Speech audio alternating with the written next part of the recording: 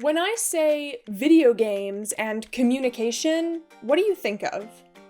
Probably something like this. Alright, look, Wind. I'm chopping up What some... have I Oh, got? that's how I fell in. That Oh, was Is this some right, chicken? it's wind. Where is the fryer? Or this.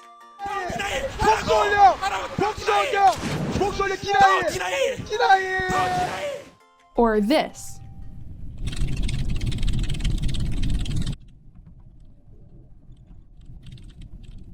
Or maybe this. Fuck you. That's it. Fuck you, fuck your family, and fuck your mom. Those are all correct. Communication is a huge part of how we experience games, and in online multiplayer, it's a huge part of how we experience other gamers. And games play with communication all the time. Whether it be hinging the player's success on their ability to communicate successfully, We're gonna go wires one by one left to right, okay? The first wire, does it have a light on the top? It does not. or turning our communication into system inputs, often disastrously. Boy. Or exploiting our need and ability to communicate for fun and profit.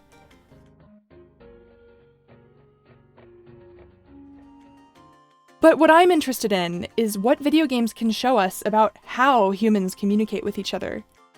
This video is about how games have led to the creation of entire miniature languages. It's about how developers can create chat systems that allow players to communicate in unexpected ways. And it's about how players have stretched the limits of the systems in our games to communicate in ways the developers probably never dreamed of. Alright, Bill's the murderer. Yeah, he is. He refuses to follow me. I've been wiggling in front of you for a fucking minute. Yes, I have. Been fiercely wiggling in front of you, and you aren't fucking following me. What got me interested in this topic in the first place? I remember it like it was 2013.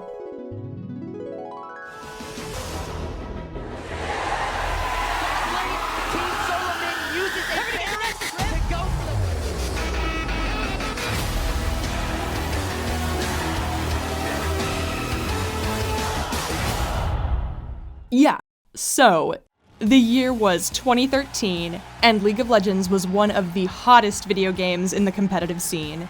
Kane's in trouble, he manages to get the play down, True Shot Barrage throws across, now Stand United has been used, Nagne re-engages, a massive shockwave, throws three of them together, the first victim is Watch as the rest of Sword are on the retreat. Each game of League of Legends is a 5v5 skirmish, with two teams competing to kill the other team's heroes, capture objectives across the map, destroy the other team's towers, and eventually win by destroying the other team's nexus. That could be the game-changing play. They're trying to finish us off, Watch just gets shredded by the damage, the rest of SKT. Which is this glowy building over here. They're on to the Nexus turrets, they're on to the Nexus. Ladies and gentlemen, SKT have done it. So teamwork is very important, and naturally, the game was a very nice place where people said very good things to each other.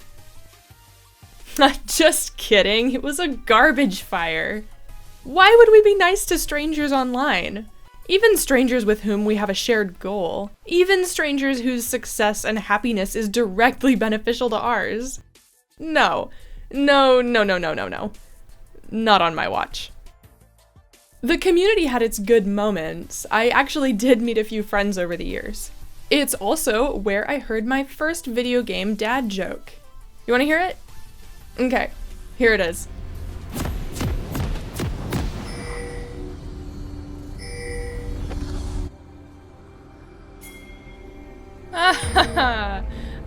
Dad. Alright, let's break that down. Because if you've never played League of Legends before, this probably doesn't sound like a very funny joke.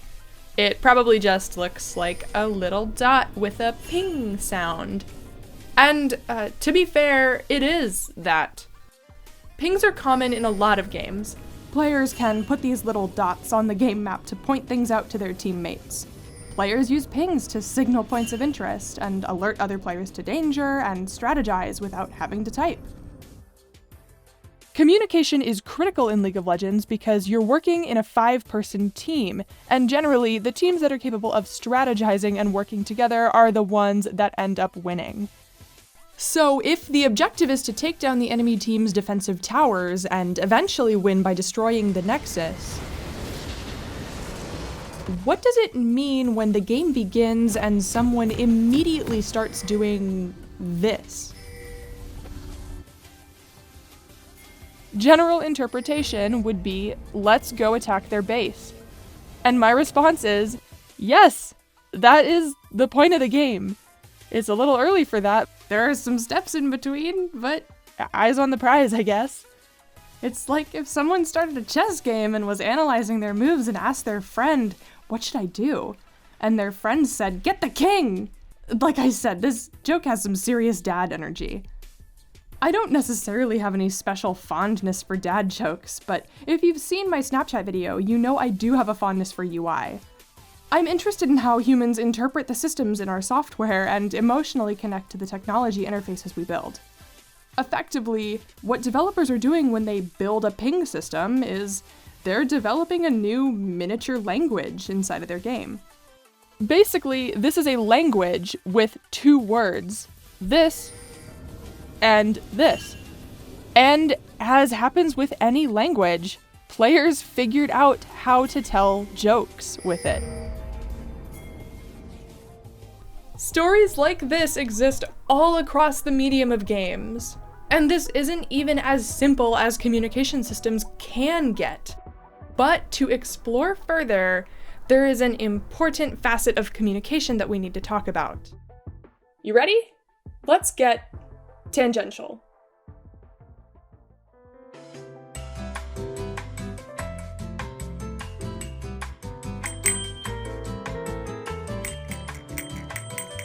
On the odd sunny day in the middle of the dreary Seattle winter, I love to get on my bike and scoot on over to Green Lake to soak up that precious vitamin D while I can. It's really cold. Usually, other Seattleites have the same idea. The footpaths fill up with joggers and families and that one guy who has his husky pull him on his rollerblades. When I'm passing by pedestrians on my bike, I usually let my bike do the talking. Unfortunately, a bike's vocabulary is quite limited.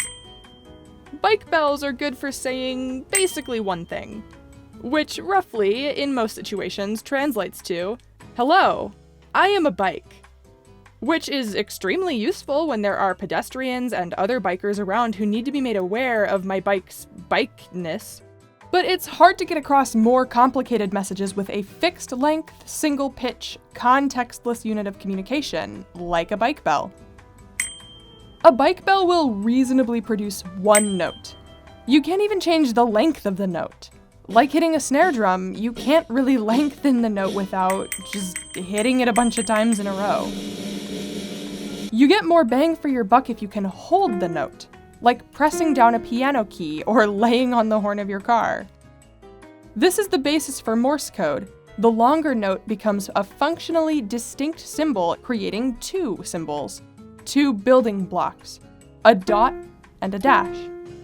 But you're probably not going to be communicating with other drivers on the freeway via Morse code anytime soon.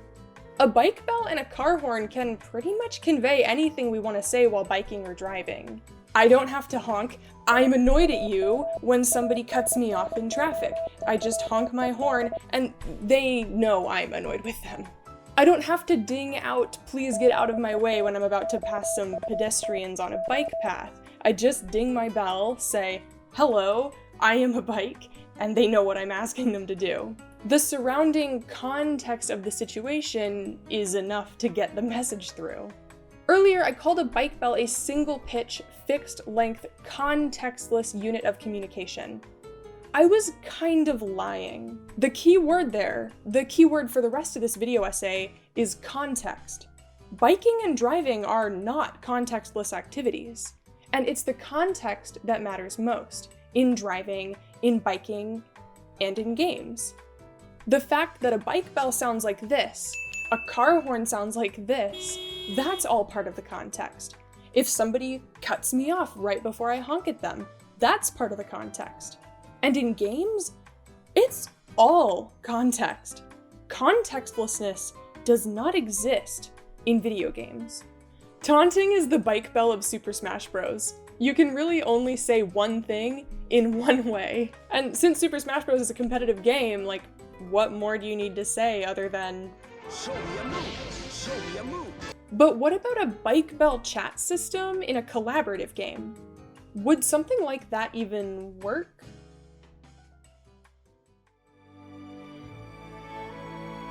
Yes. The answer is yes.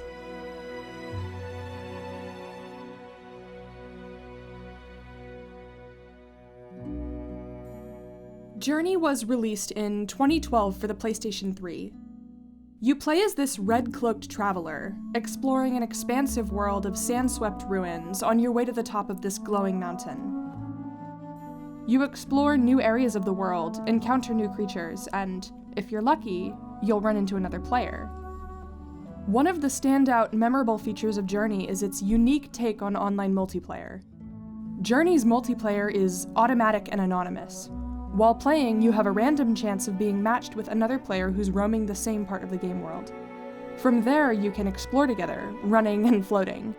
There's no voice chat. You don't have a text window. You can't converse in the way you might be used to. You can't strategize or give directions. But you do have this.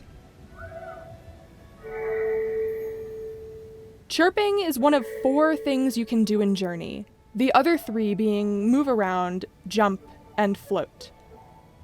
The chirp button emits a single note paired with a glyph. The sound of the chirp and the glyph that appears overhead are not helpful for communicating.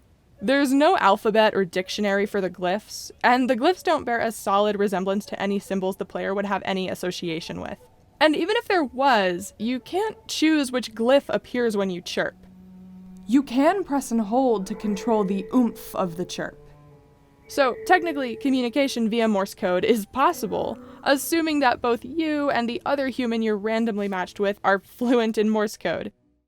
We'll assume one or both of those requirements breaks down.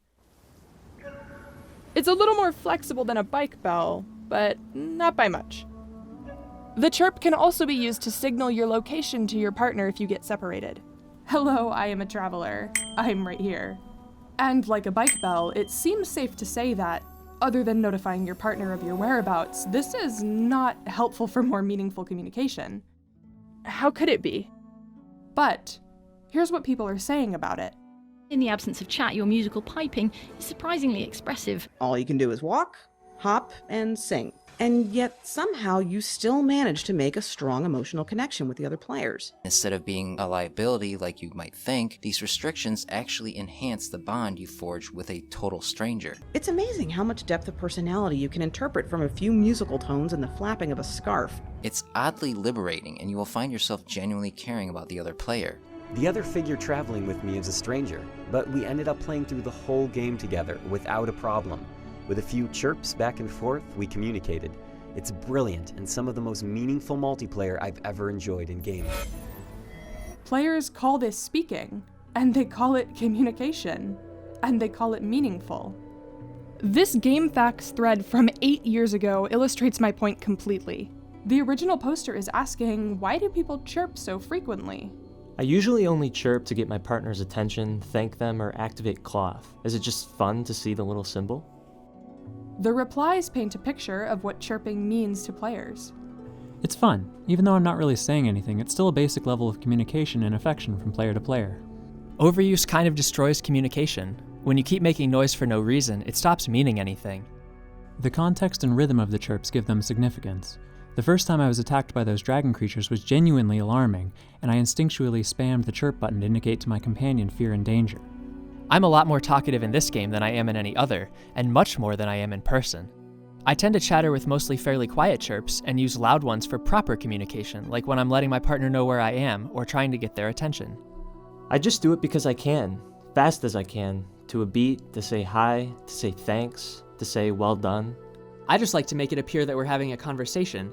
Once we're heading uphill, I enjoy chirping to a beat. I want to make it seem like I'm pushing them to keep going. Sometimes they actually follow the beat with me, and that's awesome.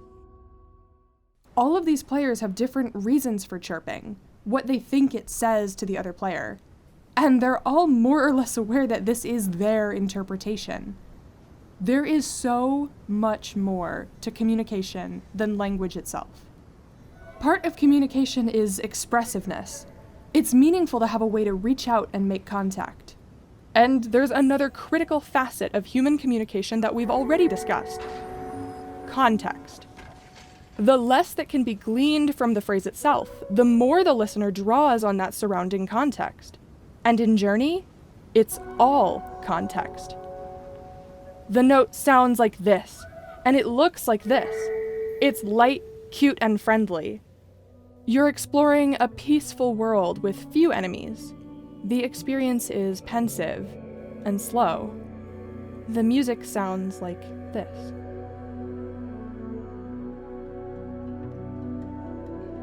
There's a wealth of context associated with chirping, and all of that factors into how we interpret chirping when we see or hear it.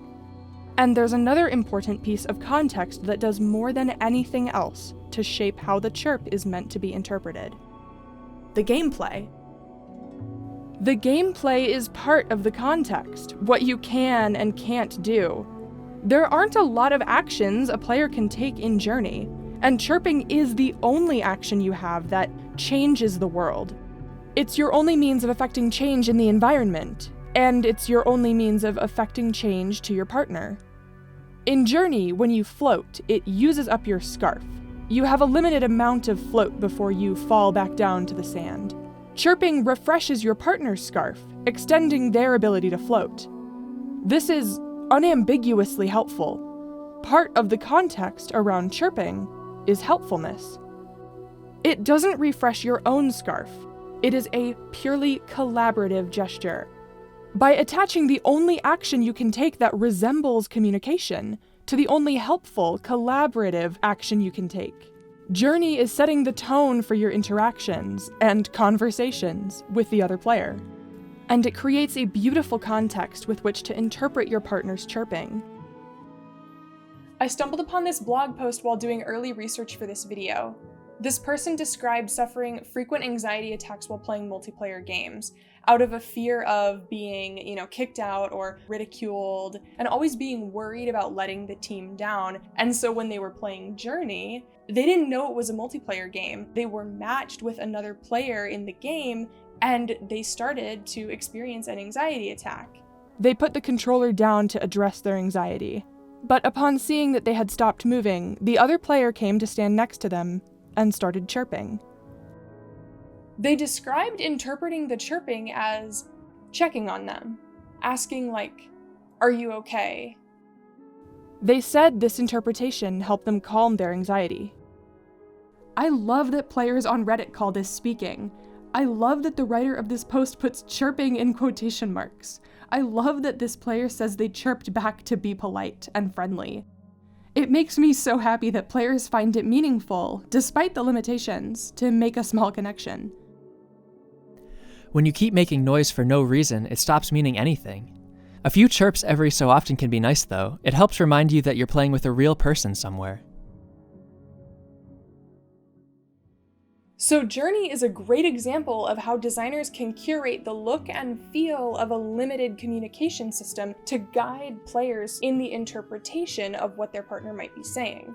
The sound, the look, the animation, all of this nudges a player to interpret things in a slightly different way. And as Journey shows us, communication encapsulates so much more than the literal thing that is being said. There are three interlocking concepts in linguistics called syntax, semantics, and pragmatics.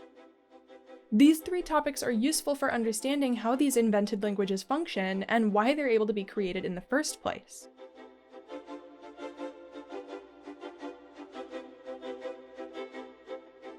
Syntax refers to the rules, the grammar of a language. What constitutes a valid word? What constitutes a valid sentence of words? The syntax of pinging in League of Legends consists not only of the ping itself, the color and the sound, but also the X and Y coordinates of where it is placed on the minimap. And you can chain multiple pings together to create sentences. Semantics refers to the literal meaning of a phrase, how we break down the words and the structure of a sentence to create meaning. Now, I've done my research, but I'm not a linguist. As I understand it, semantics covers the relationship between words and the objects denoted by those words. You can think of a ping as saying there and pointing. The meaning of the word there is the same. It's the object being pointed at that changes the meaning of the sentence. By contrast, pragmatics covers the surrounding context and social cues that, combined with semantics, give a phrase its meaning. It's up to the pragmatic interpretation to determine whether a player is pinging to say look there, or go there, or if a ping was an accident, or a joke, or a prediction, or an admonishment. Human communication is beautifully complicated. We have idioms like it's raining cats and dogs, which is not intended to be taken literally. We also have phrases like crack the window or break it down, which have different meanings depending on the context. Situation, tone of voice, speaker, inferred intent, time period, etc. It's not only about what a person says, but how it is said.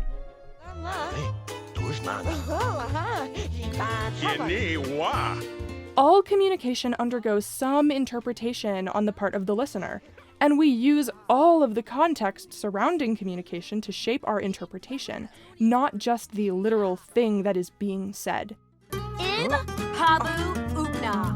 Lebu Bardoons.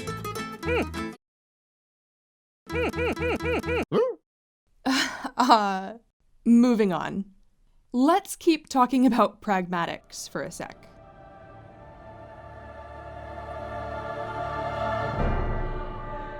Dark Souls is a predominantly single-player experience, but players can leave messages in the world for other players to read. It's a good way to warn other players about imminent danger, or let them know about hidden secrets nearby. Try range battle. Of course. Try the range battle. Oh my god, no. I'm sorry, it wasn't me. Players can't type whatever message they want. They have to fill out a message from preset options, Mad Lib style. So, obviously, Dark Souls is full of messages like these.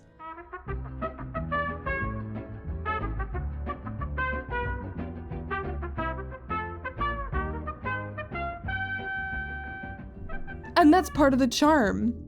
The creativity makes it funnier.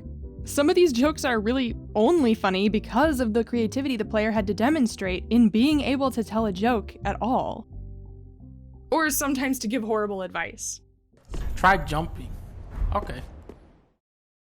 Or sometimes to just lie? Illusion ahead. 76 appraisals. It's gotta be real. It's... Oh my god, no! No! Like, I'm pretty sure that if you could type anything you wanted, a lot of these jokes that I've shown on screen wouldn't be that funny. Limitations can create opportunities, even contribute to the culture of a player community. I ain't never listening to one of these ever again in my life. Beware your left, that means the monster will be on my right. Damn it! But let's be real. Developers aren't creating these chat options because they think they'll be conducive to creating community in-jokes. No, I'm willing to bet that most of them have another goal in mind.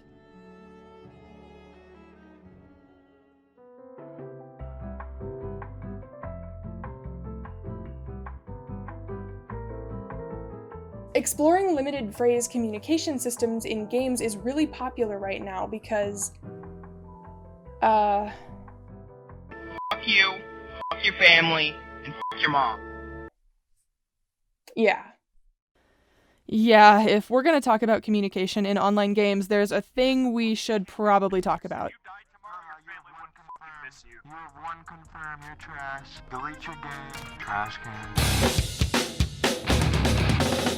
He says, LOL, run your mom's credit card. This is FIFA 19, bro. You guys are fucking camping. Shut up. You're honestly so bad.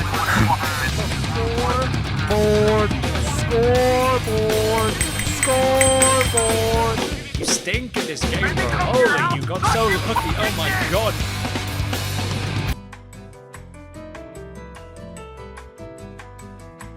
Yeah, chat windows and voice chat in games have a deservedly terrible reputation. Unfortunately, a lot of current methods seem to rely on banning people who've already exhibited toxic behavior, by which time a lot of damage has already been done, or relying on players to mute one another, which puts the onus on the players feeling harassed to choose when they're done talking. A lot of companies have taken to censoring chat windows, which it's really easy to get around chat censors because of the same awesome capability to use context to derive meaning. Insults will find their way around censors faster than moderators can keep up with the changing chat environment. You'll be playing a very long catch-up game. Toxic behavior in chat is inherently hard to fix because, well, when is someone most likely to be upset? When they die. And when is somebody most likely to have a lot of free time to express their feelings? While they're dead. Am I saying that every game should forego chat and voice? Of course not. As with most things, there are benefits and drawbacks to chirping and pinging, and there are benefits and drawbacks to chat and voice. A limited communication system has a lot of great benefits. The ability to naturally limit offensive speech, the ability to naturally defang angry outbursts, cross-platform capability, using a keyboard is easier on PC than it is on PlayStation, the relative ease of implementation, the relative ease of use. To chirp, you only need to press and hold one button, which lends itself well to accessibility, designing your systems to be accommodating of players with social, cognitive, or physical difficulties, the ability to cultivate a curated aesthetic, mood, or feeling, making your game experience feel holistic and unified, and uniqueness and novelty, giving someone a communication experience they've never had before. All of these are phenomenal benefits, but there are potential drawbacks as well. Reducing the ability to communicate complex ideas, reducing the ability to communicate emotions that don't lend themselves well to your system. By limiting what your players can say, you limit the emotions they can express, both negative and positive. I can't ping thank you. And another drawback. I've never made a friend through Journey, or Hearthstone, a game we'll talk about in just a sec.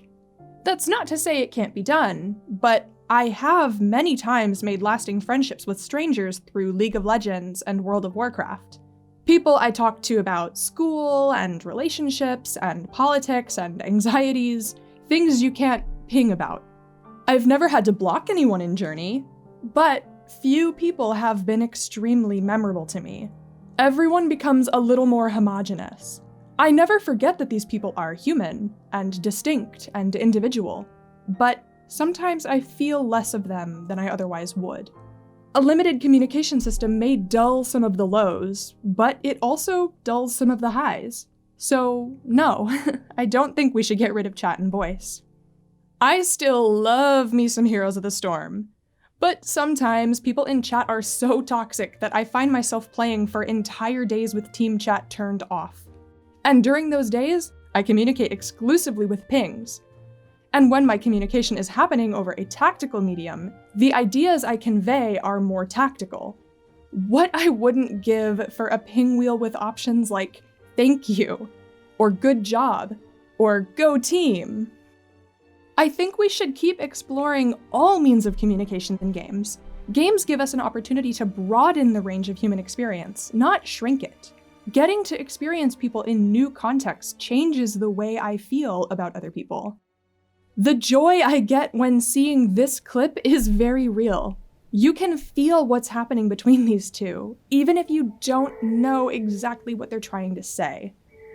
And let's be real, after a particularly toxic game of Heroes, sometimes it's just nice to decompress with some chirping.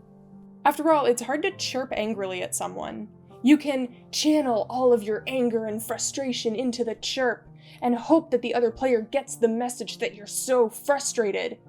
It's more likely they'll just think you're trying to say, I enjoy making noises. But this isn't always the case.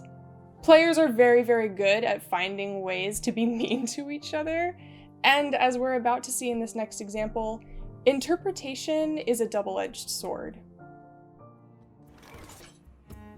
Well met. Greetings.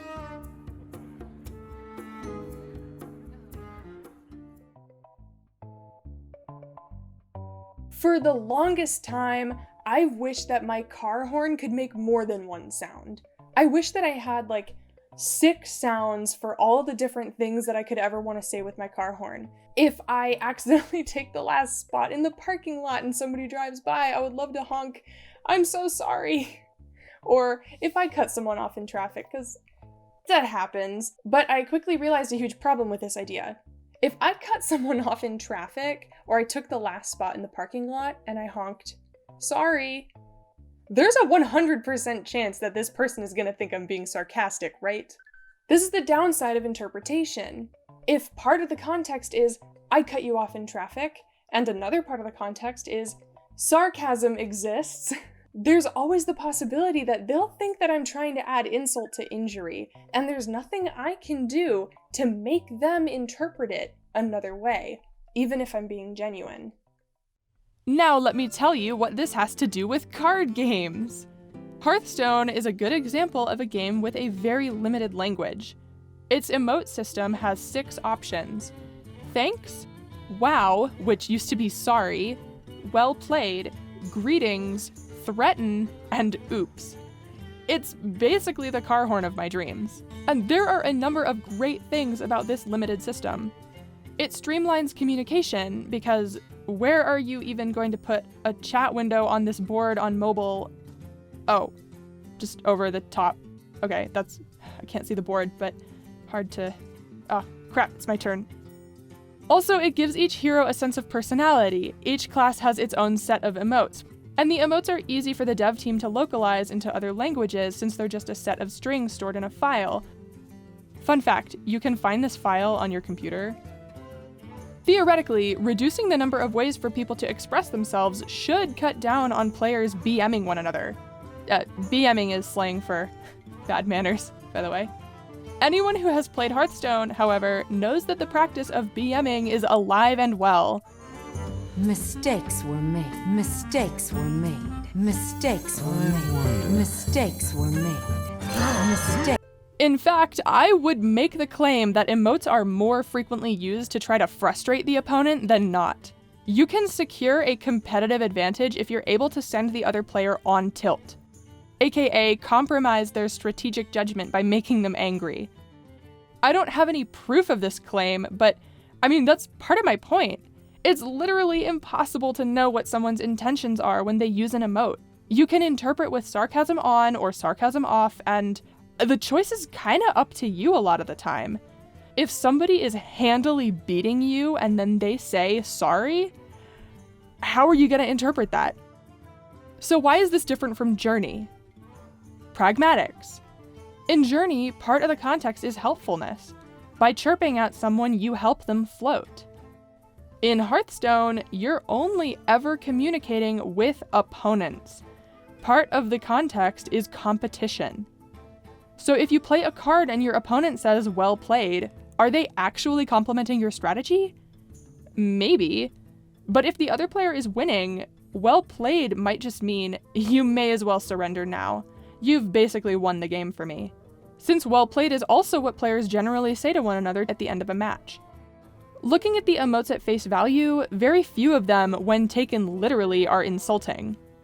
Only threaten is literally antagonizing, and everyone who's played Hearthstone for 5 seconds knows that it's taken about 0% seriously as an insult. I mean, listen to these. I will be your death! Justice demands retribution. You are not prepared. The BM potential comes from analyzing the game state and recognizing an opportunity for irony. You accidentally trigger an opponent's secret, giving them exactly what they wanted. Thank you. You take a bit too long analyzing your options, and after a moment your opponent says, "Well played."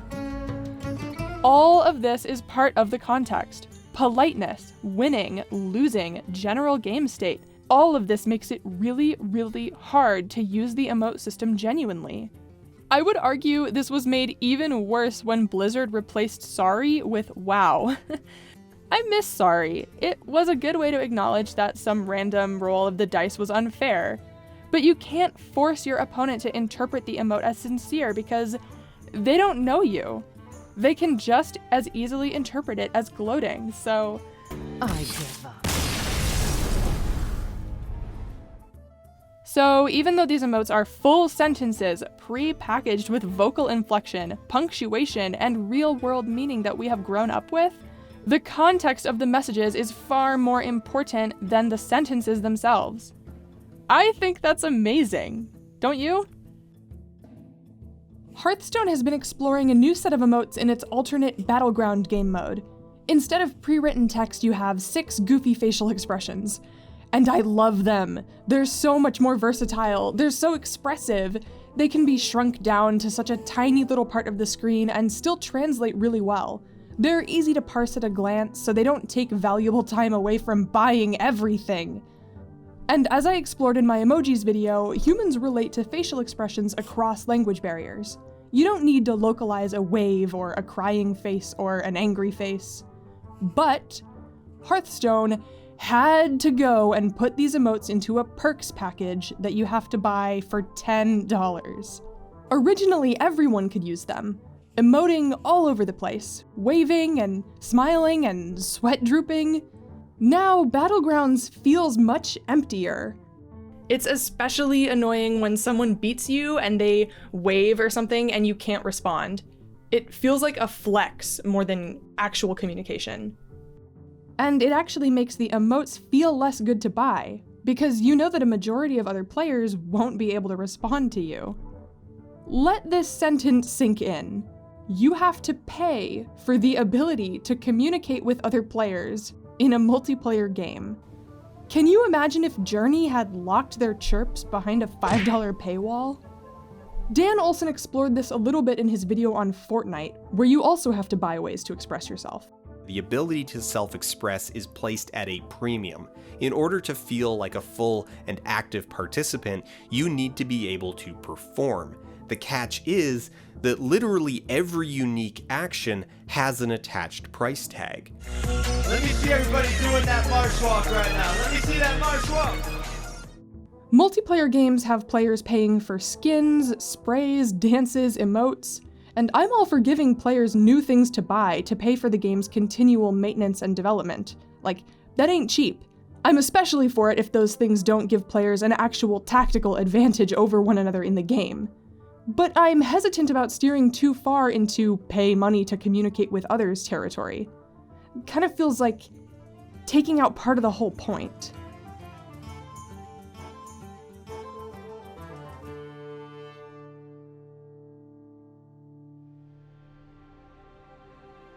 As I mentioned in the intro, the first game to get me thinking about limited communication systems was League of Legends. It's the first game to get me noticing how just a few little noises, plus context, can turn into a robust chat system. In League of Legends, you have multiple ways of communicating. The chat window is one way, but when you're in the middle of a game, sometimes it's cumbersome to strategize with long-winded messages in chat. Reading words takes a little bit longer than you have time for in the middle of a fight. And more difficult, what happens if one of your teammates doesn't really speak your language? This is mitigated with shorthand phrases like MIA, OMW, GG, and the ever-popular FF. And then there's the ping system.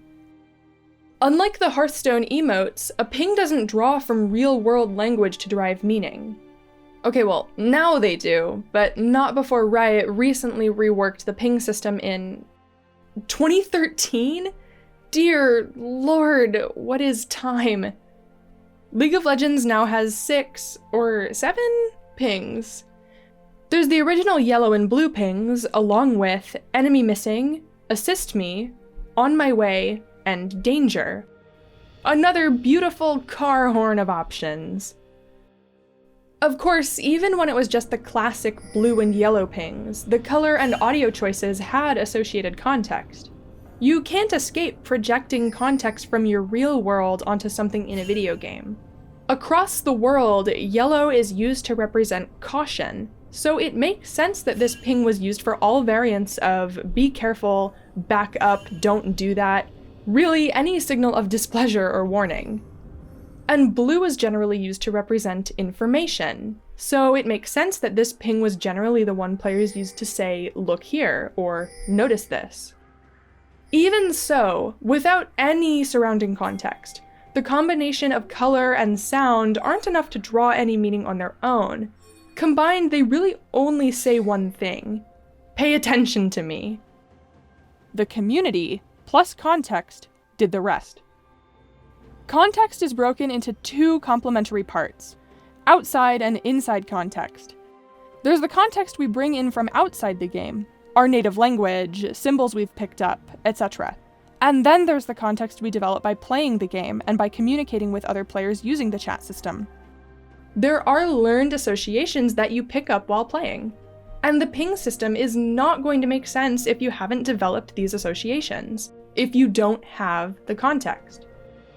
This is what can give some of these games such a steep learning curve, and why telling stories about the games you play to friends and family who don't play games can feel so challenging.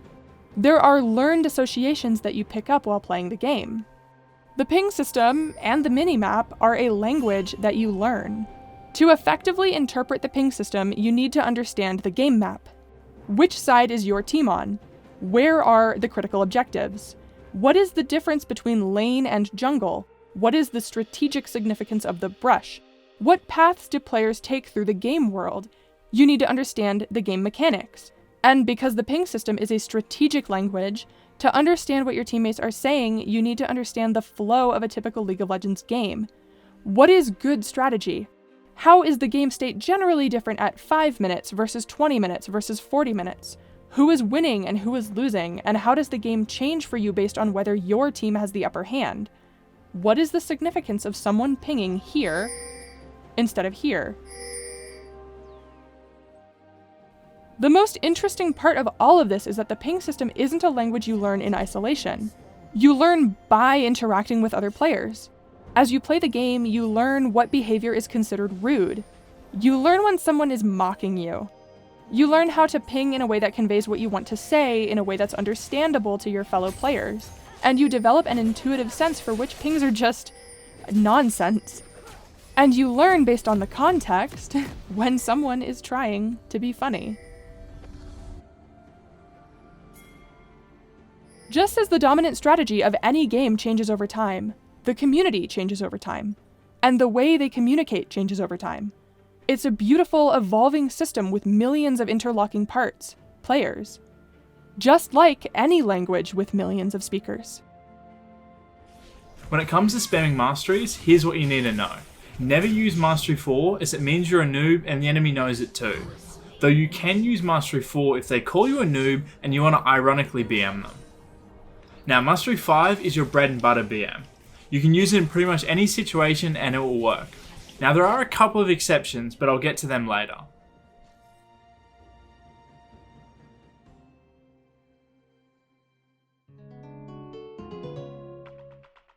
These inventive means of communication spring up naturally in video games of all places because of a unique aspect of how game worlds operate, as opposed to the real world.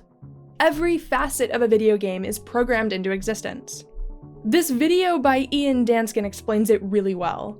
Chris Deleon has a series of articles and a Digra talk about the idea that sports and board games have rules, but video games have laws. That in soccer, you don't touch the ball with your hands because you've agreed not to. But in FIFA, you don't touch the ball with your hands because it's impossible. There's no button for it. So in a sport, you can do anything that is not expressly forbidden by the rules. In a video game, you can't do anything except what is expressly allowed by the system. So that's why these phenomena arise in video games. The environment in which players are communicating, and the tools that they have available for communication, are constrained to the set of mechanics that the developer has chosen to give them. They're constrained by the laws of the game world. In Journey, there's no button to lie down, or dig, or do a somersault. And there's no button to say hello. And when there's something you want to say, but the developers haven't given you any official way to say it, the only thing you can do is get creative with what you do have. Any mechanics the game does give you can be repurposed as part of a cobbled together, crowdsourced, evolving language. It was at this line in the script when my friend Preston, who was proofreading, texted me and said, "I have a clip from a game of Apex Legends that is a perfect example of this." He sent it to me, and I watched it, and I don't play Apex Legends, so I had no idea what was going on. I mean, Look at this. What is happening? Preston, help. What is Apex Legends? Yeah, Apex Legends is a shooter. 60 players drop into a game in squads of 2 or 3, and your goal is to find equipment, find armor, find weapons, get everything you can so that you are able to beat another squad that you come across. Think Hunger Games. As you kill other people, you can take their loot to improve your own chances, and then finally you hope that you're number 1 at the end. So, can you give me the play-by-play of what is happening in this video clip? Absolutely. Okay, so in this clip, there's only 4 squads remaining, so we're down to pretty close to the end. Me and my partner Charbar, we have a good defensive position. An enemy comes up to the door and starts crouching repeatedly, which is kind of a symbol of companionship. This was too easy. Hi, friends. I start saying some of the pre-recorded lines you can say to let him know that, like, I'm not looking to fight him necessarily if he's not looking to fight me. So we let him in the door. He comes in and immediately starts crouch spamming again. And then he drops his purple shield, which is a good item in this game. That's a high-level shield. I immediately drop mine, as does Charbar, to let him know that we don't need that. We're happy to just let him hang out in the room. So he drops probably his best item. So he's like giving that to you? Yeah, he offers it up. Hey, you can take this. Thanks for letting me have safe harbor.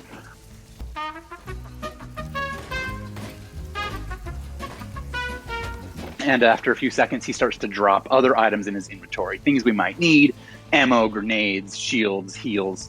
I drop some things back just to show him, hey, we're all friends. You don't owe us anything.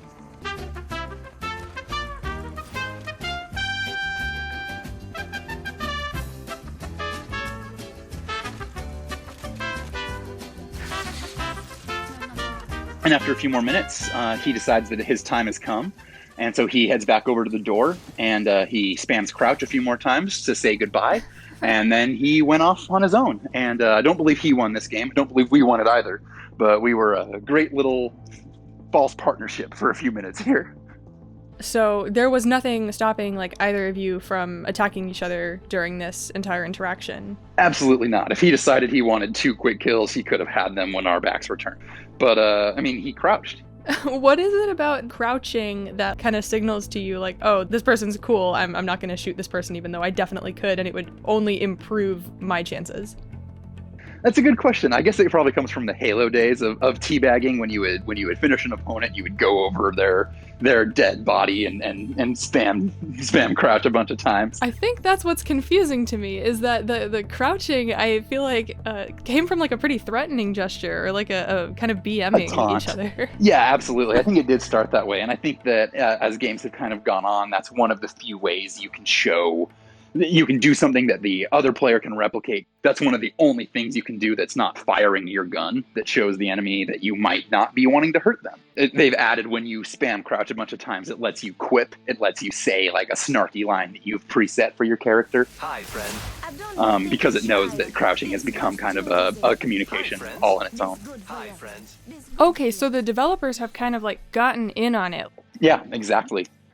So something that I'm noticing in this clip is the idea of like reciprocity. He dropped his item to say thank you, and then you dropped your item almost to say like, no, I don't accept this gift. Like, that's generous, but no thank you.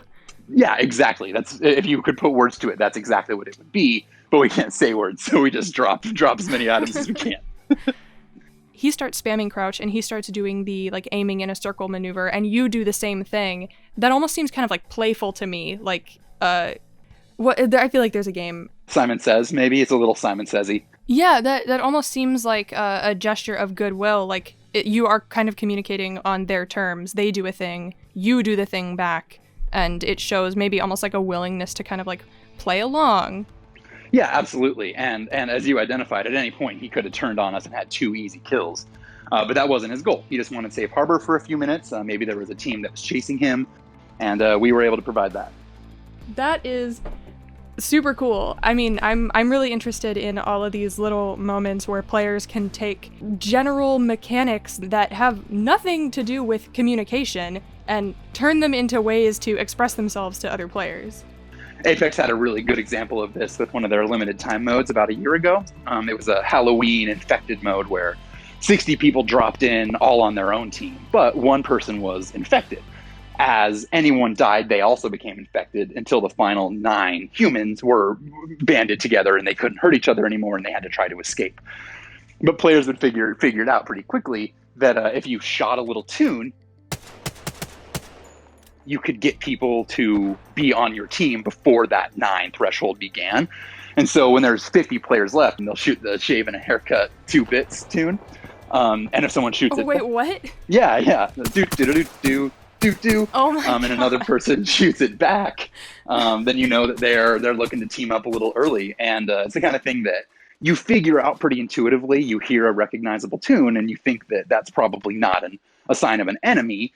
I think that's like the purest possible example of this type of phenomenon. It's like players in this case literally took a mechanic that is used exclusively to harm people. Like, it was put into the game exclusively to deal damage to enemies, and they turned it into a gesture to say, hello, I'm friendly, let's hang out. Oh yeah, I mean, so there's no all chat in Apex. There's no way you can communicate with the other team other than with the mechanics you would normally use to fight. And so yeah, it's finding some way to soften that. And you can see clips on YouTube of people getting a team of 10, 20 people together, too many people, and then of course they have to turn on each other before the end of the game. But in that time when you're alone, you're able to form a hesitant friendship with someone who should be an enemy. It feels really cool. That is delightful. Well, thank you so much, Preston. I would not have been able to explain this myself. Thank you for being here. Absolutely, happy to.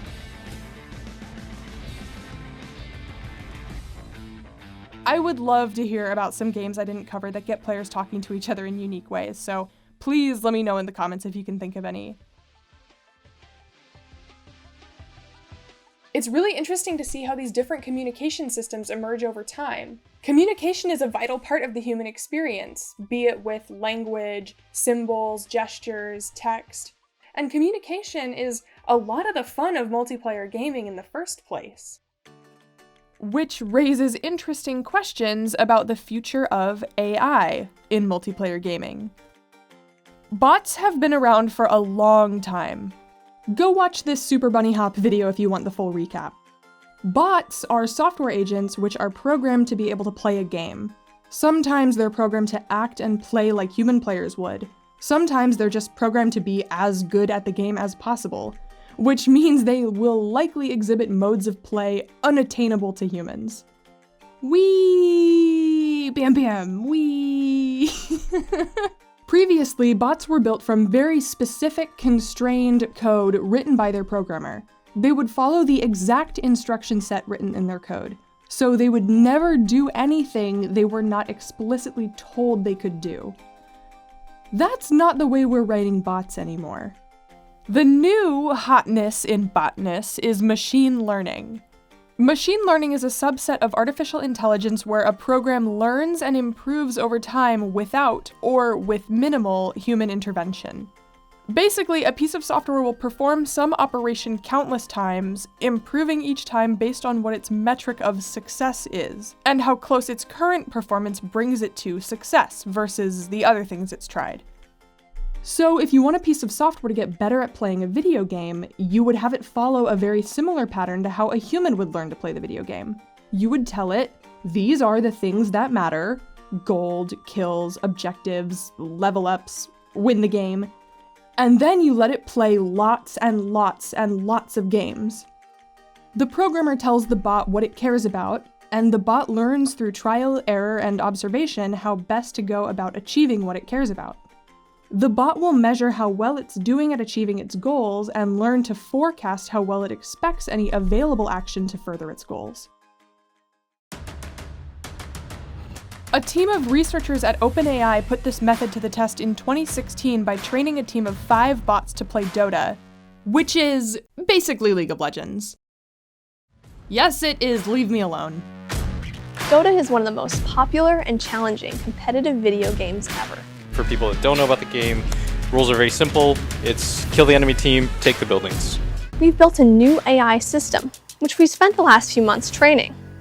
It uses reinforcement learning at a much larger scale to train our bots to play together as a team.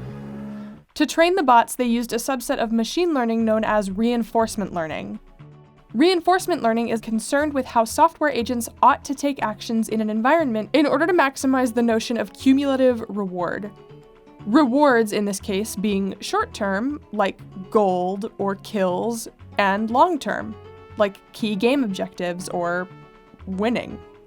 So, if I go here or use this spell, do I predict that will increase my likelihood of getting rewarded, both in the short term and in the long term? After playing against OpenAI 5, professional Dota player Blitz had this to say about the bots. The teamwork aspect of the bot was just overwhelming. It feels like 5 selfless players that know a good general strategy. But so here's the thing about the bot's communication. They're not a hive mind. They are each individual pieces of software. The bots determine the next action they're going to take based on observable information about the game state. Like how much health they and their opponents have, which spells are on cooldown, and how much damage they can take or deal. This isn't communication, it's attentiveness. And almost a sort of, like selfish empathy, if that's a thing? Noticing what the other bots need and deciding their goals are contingent upon caring about those needs. The bots actually have a parameter that controls how much they should care about their own reward function versus the average of the entire team's reward functions. The researchers anneal this value from 0 to 1 during their training sessions, from selfish to completely selfless. This parameter is called team spirit, which is adorable. And so teamwork can not only arise out of communication, but awareness and empathy, or at least judging someone else's own well-being to be in your best interest. The OpenAI 5 bots occasionally broadcast their own predictions of their likelihood of winning. They didn't learn to do this. Their programmers told them to do it, probably because their programmers are humans, who know it would be a hilarious thing if a bot said, "We predict we have a 90% chance of winning" in the global chat. By laning well and getting a lane advantage, maybe it'll actually become a regular game of Dota. And look at that! The percentage has just gone up in milliseconds, 80, 90, 95. He changed his mind 3 times in a fraction of a second. That's He's like, a lot of confidence. A human made the decision for how a bot would communicate with another human based on how a human thought it would be funny for a bot to communicate with another human. The bots have nothing to do with this. This is probably one of the only things the bots do that a human specifically told them to do, and it's kind of the only way they reach out to try to communicate. The bots play 180 years of games of Dota every single day. And all of these games are played against themselves. They learn to play Dota by scrimmaging against themselves over and over and over again.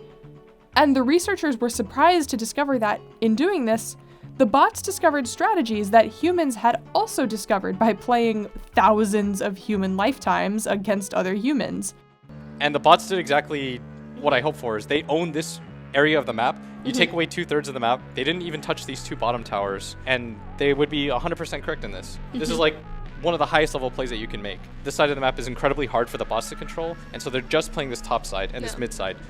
The ability to like intuitively do this is insane. Doing it one game, I could maybe chalk it up to just dumb luck. Doing it 2 games in a row, flipping the sides, means that it's more than just coincidence. It took me, and I'm fairly reasonably good at the game, 8 years before I learned some of the strategies. When I first heard about this project, I had assumed that the bots would be training on games by professional Dota players. I thought, what could be better than 10 years of vibrant professional play by the top human players in the world to teach a bot how to play Dota? I wasn't really thinking about how difficult it would be to actually train a bot on a bunch of human games. Like, what would that even mean? Would they watch the replays? Would they have to parse all of the visual feedback? No. And I got to thinking, what would be the difference between a team of bots trained exclusively on bot games and a team of bots trained on a vast set of real human games? Well, the first thing I thought was, the bots trained on human games would have hundreds of thousands of hours of this. Well played. Well played. And this. And this. And this. Is he gonna get the whole wave before he dies? Just puppy face. Oh, Faker. Didn't your parents ever teach you not to play with your food? And this. A whole lot right now. Consistently. Done!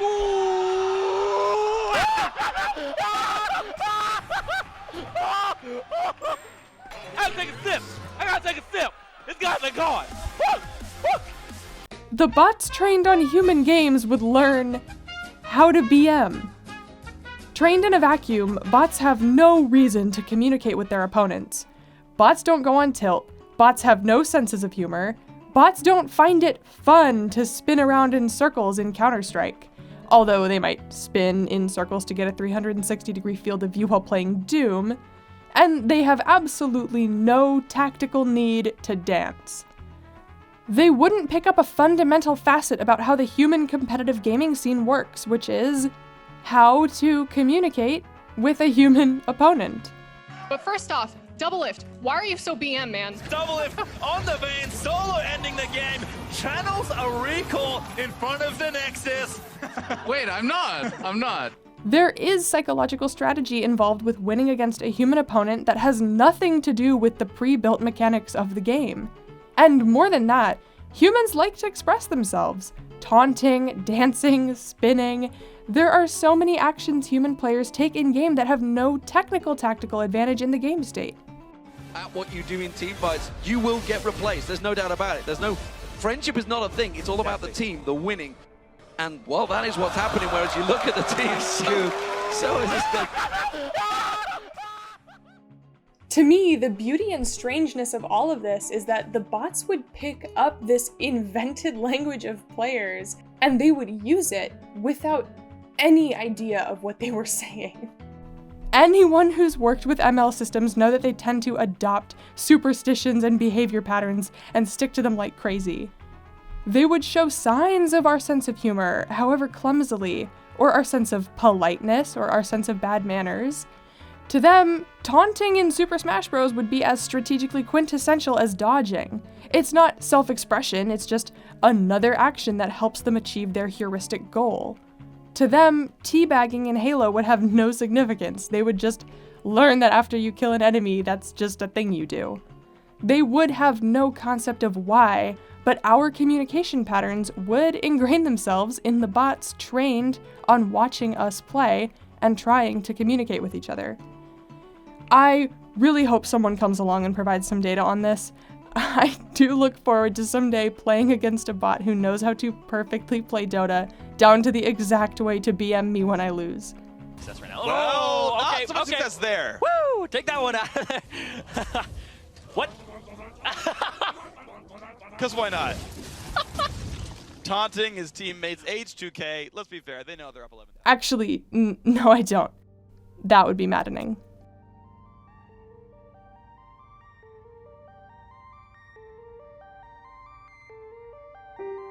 A few years ago, I went to the theater to watch The Incredibles 2 with my friends. I will always remember this viewing experience because as I was trying to open my Reese's Pieces, I went a little ham and split the package down the middle, spilling Reese's Pieces all over my shirt. There was a silent short film at the beginning about a mom raising a dumpling child. It was called Bao. It was adorable. It was so adorable, in fact, that I kind of started crying. And the Oscar goes to Bao. And then every time I sobbed or wiped my eyes, Reese's Pieces would just fall all over the floor. And then all of my friends noticed I was crying and spilling Reese's Pieces everywhere. And it was a magical moment for everyone. That short film hit me so hard. And as I shook Reese's Pieces out of my sleeves, I thought, would talking have made this more or less powerful? There's almost something about silence and my need to interpret that invites me in. Human communication is complex and deeply personal. It's expressive, ever-changing, and tucked away in places I wouldn't ordinarily think to look. And as a place where humans congregate, of course we use games to explore modes of interaction and invent new ones entirely. And some moment in a game may permeate well outside its original sphere, giving us a new colloquialism. I have no idea why so many people commented F on this post. I expect everyone to press F in the comment section. Even if the developers don't always intend for it to happen, even when it seems ambiguous or unlikely, players will find a way to reach out to one another. Uh-oh, liar ahead. No invisible wall ahead. So that means that there is a wall. No! It's messy and uncertain and very human. The creativity and expressiveness of players reminds me of what draws me to games in the first place. These systems we put into our games can soothe anxiety. They can unite players in unexpected peace. They can tell jokes. And I think that's amazing. What all of these games show us is that there's a difference between chat and communication. There is much, much more to communication than language itself. I guess the takeaway of this whole video is that humans are really cool. Thanks for watching. Thank you so much to my wonderful patrons for supporting the creation of this video. Quarantine has been rough, even with my roommate's dog to keep me company. So having you all to keep me accountable and motivated has made all the difference. Come here, Safi. If you like this video and you want to support my future projects, subscribe to this channel, check out my Patreon, the link's in the description. You'll get access to weekly update posts and rough cuts of my latest videos so you can see how much material I end up cutting out. Thanks again for watching, bye! Okay.